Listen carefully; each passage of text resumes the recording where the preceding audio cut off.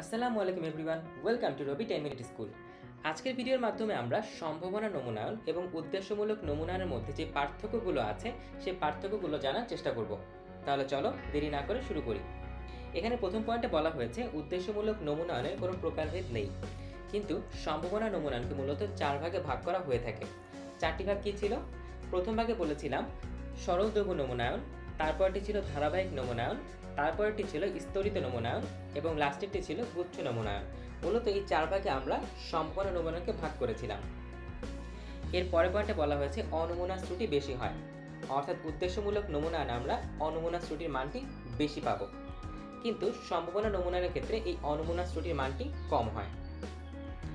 উদ্দেশ্যমূলক নমুনায়নে ব্যক্তিগত পক্ষপাতিত্ব থাকে, যেহেতু উদ্দেশ্যমূলক নমুনায়নে অনুসন্ধানকারী তার ইচ্ছা মতো বা উদ্দেশ্যের ভিত্তিতে একটি নমুনা নিয়ে থাকে, তাই সেক্ষেত্রে অনুসন্ধানকারীর পক্ষপাতিত্ব থাকে।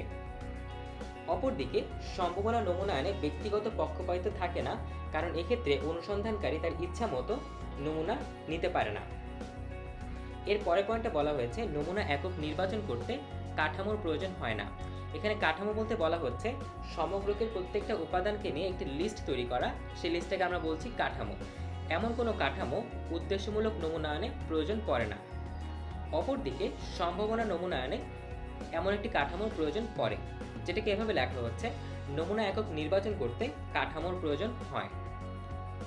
এর পরের পয়েন্টে বলা হচ্ছে নমুনার আকার ছোট হলে এই পদ্ধতিতে সমগ্রকের প্রতিনিধিত্বকারী মান দিতে পারে। অর্থাৎ যদি নমুনার আকার ছোট হয় সেক্ষেত্রে উদ্দেশ্যমূলক নমুনায়নটাই ভালো, কারণ সেটি একটি প্রতিনিধিত্বকারী মান দিতে পারে। অপরদিকে এখানে বলা হচ্ছে নমুনার আকার যদি বড় হয় সেক্ষেত্রে এই সম্ভাবনা নমুনায়ন পদ্ধতিতে সমগ্রকে প্রতিনিধিত্বকারী মান দিতে পারে। অর্থাৎ যদি নমুনার আকার বড় হয় তবে সেক্ষেত্রে সম্ভাবনা নমুনায়ন ভালো, যদি নমুনার আকার ছোট হয় সেক্ষেত্রে উদ্দেশ্যমূলক নমুনায়নটি ভালো মান দিতে পারছে। লাস্টে পয়েন্টে বলা হচ্ছে সময় ও খরচ কম লাগে। অর্থাৎ আমরা যদি উদ্দেশ্যমূলক নমুনায়ন করি, যেহেতু অনুসন্ধানকারী তার ইচ্ছা মতো নমুনা নিতে পারছে, তাতে করে সে সময় এবং খরচ দুটোই বাঁচাতে পারে। অপরদিকে সম্ভাবনা নমুনায়নের ক্ষেত্রে সময় ও খরচ দুটোই বেশি লাগে। আশা করি উদ্দেশ্যমূলক নমুনায়ন এবং সম্ভাবনা নমুনায়নের মধ্যে যে সকল পার্থক্য রয়েছে সেগুলো তোমরা বুঝতে পেরেছ। পরবর্তী ভিডিও দেখার আমন্ত্রণ জানিয়ে এখানেই শেষ করছি।